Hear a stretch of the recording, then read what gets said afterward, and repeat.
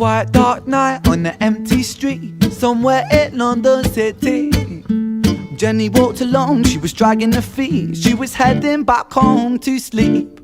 Well, she knew this town, she knew this floor, 'cause she walked it about 1,000 times before she wanted to escape. Can you blame? Well, on the very same night, in a different place, there was this hooded young youth by the name of James. He was 14 years old, and out of his brain he'd been smoking ganja with the boys. James, he grew up to be a kid of the street. His mates called him Screech, he was quick on his feet. He was a liar, a thief. At 14 years old, the devil had set his sights on his soul. As Jenny walked home all alone, she felt scared. Usually she was alright, but it's like there was something in the air. A divine intervention telling her to beware, or maybe intuition bugging her and making her so scared. A siren sound in the distance to the beat of Jenny's feet, a symphony of the night that echoes crime on London streets. Jenny turns a corner when their eyes they meet. Oh, poor girl Jenny and a boy named Screech. Give me all your money, bitch, give it to me. If you cooperate, then you'll soon be free. I want your purse and your phone, don't fucking look at me. I mean it, bitch, are you listening to me? Jenny frees his statue like a lady-shaped stalagmite. Fear like liquid nitrogen in the dark night. She tried to find strength to move, but stayed as still as a statue in high-heeled shoes. What the hell you playing at? You're playing games with me? I swear to fucking God, I'll slice the rosy off your cheeks. You think I don't mean it, go? You don't know me. The last thing you see will be a boy code. Screech reached for the sheath of the blade with the teeth that could bite through steel and slice concrete. And he swung possessed with the devil in his chest, and the statue that she was turned to butter within a breath. It was a quiet dark night on an empty street somewhere in London City. Jenny lay still on the cold concrete. She's found somewhere to sleep. Well, she knew this town, she knew this floor, 'cause she walked it about 1,000 times before I guessed that she escaped. And it's such a shame.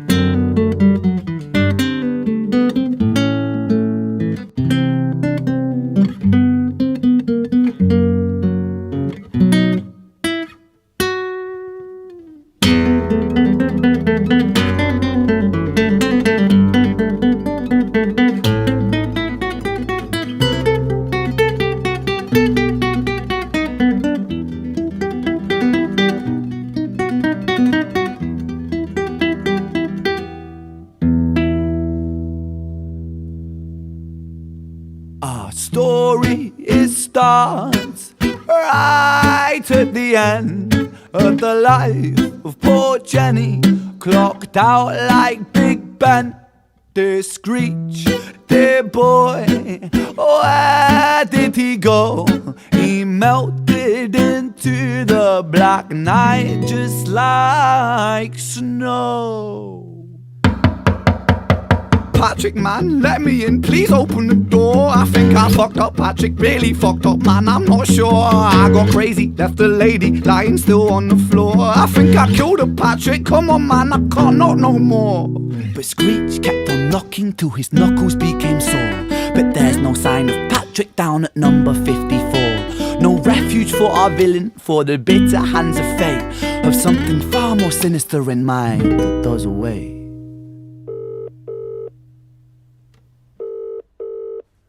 Hello? Hey babe, you in? Nah, nothing really. No, I'm just a bit tired. Listen, can I swing around yours for a few minutes? I just really miss you, babe. What the fuck do you mean you're busy? You fucking bitch! For fuck's sake! Siren sounds approaching like a banshee in the night. The shrill cry of justice cutting like the sharpest knife. But Screech was never one to run, not one to miss a fight. One hand upon his blade, he turned to face the blue light. Come on then, you fucking cunts, let's fucking have you then. I am Screech, I'm the boss, yeah, I'm the ender of men. You think that uniform you're wearing means that you own these streets? Roadies on my fucking street, and they call me fucking Screech. Richard was an officer who stood at 6'3", working London on the night shift. What he didn't think he'd see was a boy running at him like an animal possessed. With no time to hesitate, he fires 4 bullets at Screech's chest.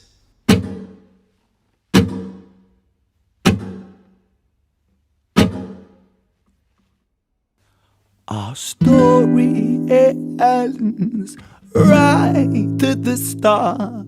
Young Screech and poor Jenny lying 1 street apart. An officer shaken by the boy that he claimed. 2 bodies lay lifeless, and it's such a shame.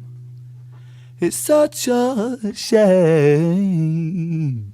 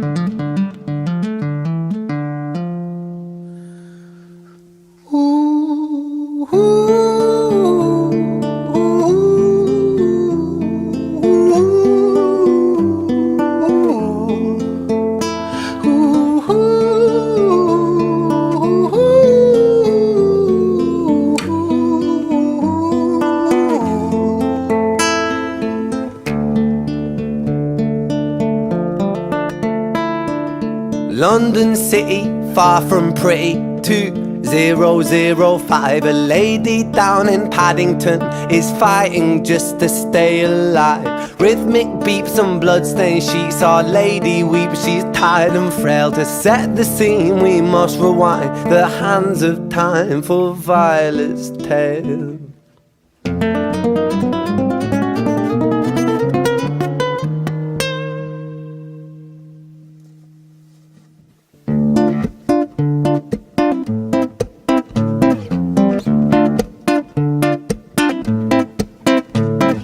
Violet was a silent girl, grew up with violent starts. Her mother was a drinker and her father was a bastard. Every night he'd talk a tie but never left the room. I'll spare you of the things he did, I'm sure her mother knew. Violet was a silent girl, she moved out at 16. A semi-detached council flat, paid for by a welfare scheme. Packing shelves at Tesco, stacking jars like pickled bricks. She met a boy named Stevie and he was a little prick. Violet was a silent girl and Violet, she fell fast. See, Stevie was a wrong un, but he sure knew how to charm her. Every night he took a tie but never left the room. History repeats itself, he'd paint her black and blue. And she never stood a chance. The devil comes to dance.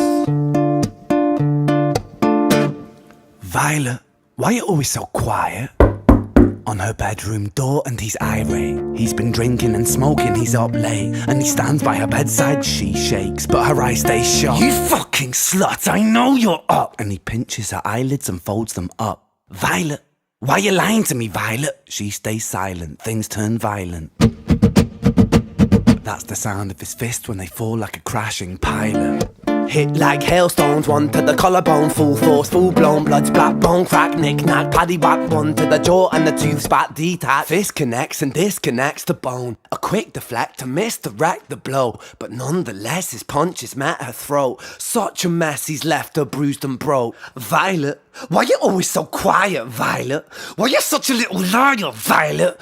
Do you think I wanna do this, Violet? In character, she stays silent. Whoa, say something, Violet! Silence. Fucking say something, Violet! Silence. Wait. Say something, Violet. Not one word, she stays quiet.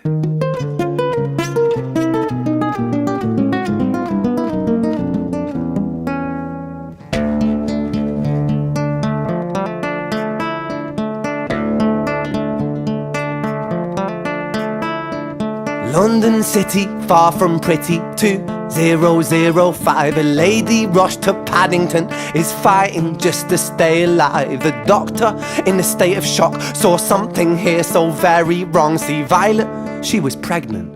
Poor Violet, she was 9 months gone. Turning to the doctor, Violet broke her silence and she cried, if I'm to die right here tonight, please let my baby stay alive. The doctor soon regained composure, called the surgeon to come in. As Violet's world turned to black, the curtains closed, the lights went dim. In London City, far from pretty, 2005. A lady down in Paddington just lost the fight to stay alive. A tragedy or a miracle, it happened on these very streets. Two twins alive side by side.